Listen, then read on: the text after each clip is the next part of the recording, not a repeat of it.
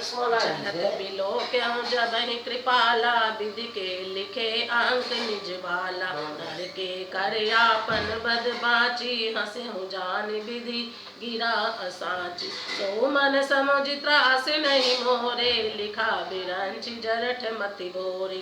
आन वीर बल सठ मम आगे, पुनि पुनि कैसी लाज पति त्यागे। कै अंगद सलहज जग माही, रावण तो ही समान को नाही।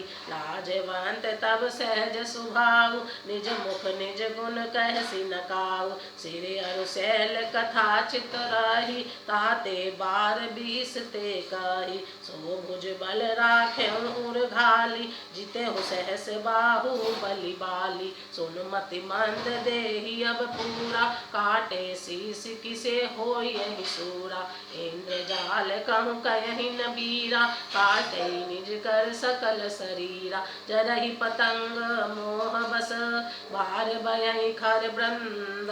ते नहीं सूर कहा वहीं, समझ देख मति मंद।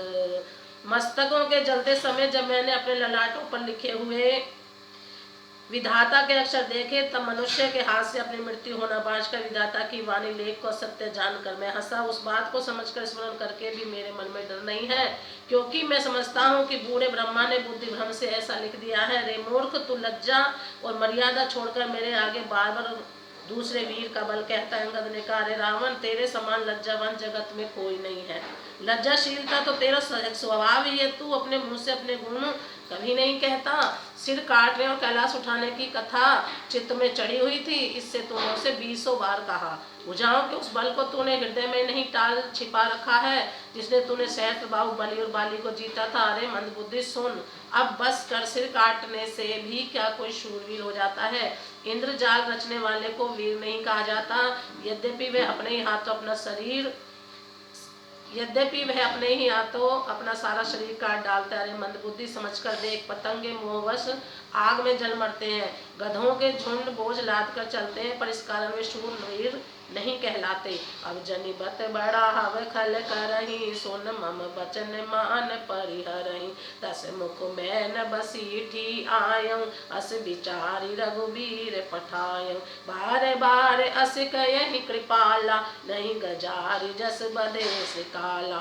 मन मऊ समझ बचन प्रभु केरे, सयहु कठोर बचन सठ तेरे। नाहित करि मुख भंजन तोरा, ले जाते हूँ सीते ही बर जोरा। जाने तव बल अधम सुरारी, सुने हरिया नहीं पर नारी। तेन सिचर पति गर्भ बहुता, मैं रघुपति सेवक कर दूता। जोन राम अपमान ही डरहूँ, तो ही देखत अस कौतुक करहूँ। ते ही पटक महिषेन हते, चौपट कर तब गाऊं। तब जोग तिन समेत सठ, जनक सुतई ले जाऊं।